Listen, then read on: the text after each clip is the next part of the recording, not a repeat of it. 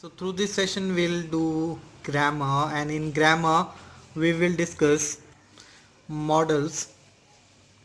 If we talk about models, these are verbs. There used to be main verbs and other they used to be helping verbs. So under helping verbs only there used to be models. If we talk about models are kind of verbs which cannot act as main verbs. For example, shall, will, would, may, might, should, must,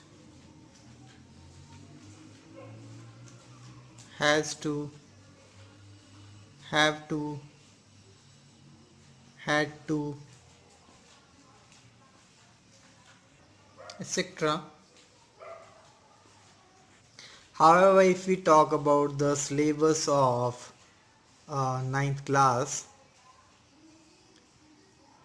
in your syllabus only few of the models are included, like have to, had to, must, should, need, and ought to, and their negative forms. So we will discuss them in detail. However, can and may also, these are also sometimes comes in exam, so we will discuss them also. If we talk about can, it used to show the ability or capacity. So like can we can use the sentence like she can play football. However, this is present ability. If we talk about the past ability, she could play football before the accident. So the model here can and could for present ability and could for past ability. Further we have may, and it is used for permission, and we can say possibility. Like first sentence is there, may I come in? Now definitely for permission. Or possibility, it may rain today. We are not sure, but possibility is there. Further, he might go there. Now past form of may only.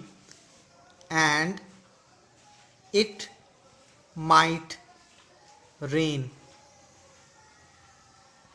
Here the possibility. So may and might, the models showing a permission and possibility. However, might is used when the possibility is lesser as compared to may. Chances used to become so very much less. Now next we have should, and should is used for moral obligation, duty, and advise. If we have to give such suggestions, advice or moral obligation, so we will use the modal should. For example, we should respect our elders. Second, you should regularly go for the morning walk. Further should sometimes used to give probability or possibility also. Sometimes should used to express possibility also, like he should be in class ninth. Possibility, probability you can say. Now next we have must or ought to, and these are used to express feelings of compulsion or sometimes advise. For example, you must come to office at 10 o'clock. Similarly, you should write down you ought to come to office at 10 o'clock also. You can use ought also at the place of must. So just we can use ought to at the place of must, and we have to remember that ought to should be along with ought always, meaning is same. Similarly, we can use it for negative compulsion also. For example, like you must not, or you can write down ought not to keep your arm or head out of moving train. Now this is negative compulsion, meaning is same, must not or ought not to. You can use either this or that, but we have to be very careful that with ought to should be there, ought not to. Similarly, we can give sentences of advice also, like you must drive cautiously.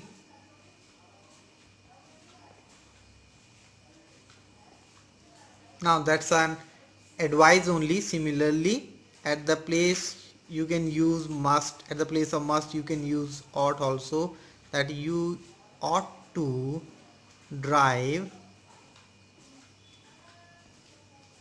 cautiously. So we saw that must and ought to just are having somewhere the similar kind of meaning. Next we have have to and had to. These are used for necessity or compulsion or obligation, gain, obligation, duty. For example, I have to obey him. Now we know that this compulsion. I have to obey him. He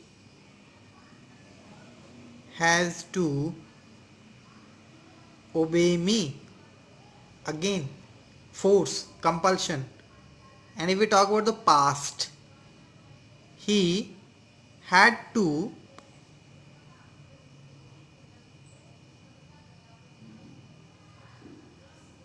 borrow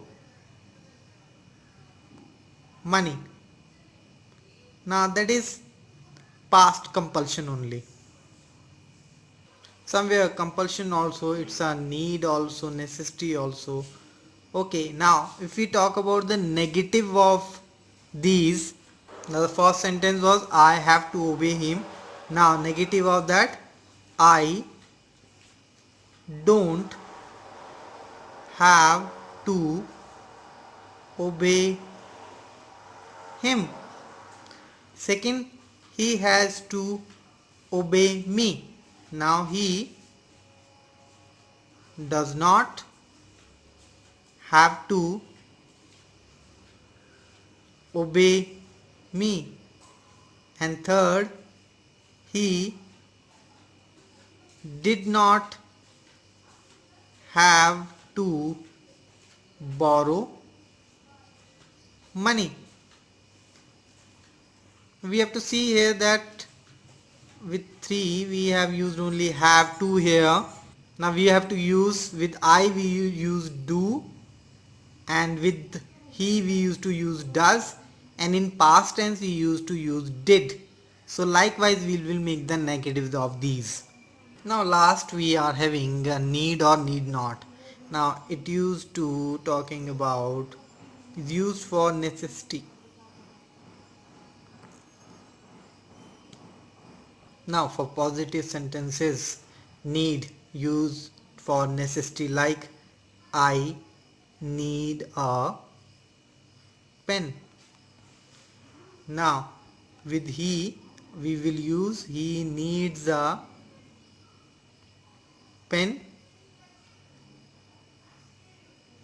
and if we talk about, if we have to use the negative of this, it will become he does not need a pen. But talking about need not, need not will not take s also with he, or like for example if we say he need not go there, so we have to be very careful that he will not take s here. It will not he needs not go there. No, needs not, need not will be only need not. It will not take s according to the present indefinite, which you take first form s and es. S and es we will not take here. Further we should understand that need not is the opposite of must. For example, say he must attend the meeting. Now if we use the negative of this, he need not attend the meeting.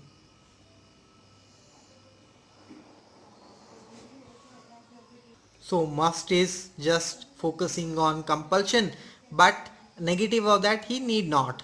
If you have to use negative of compulsion, we will use need not.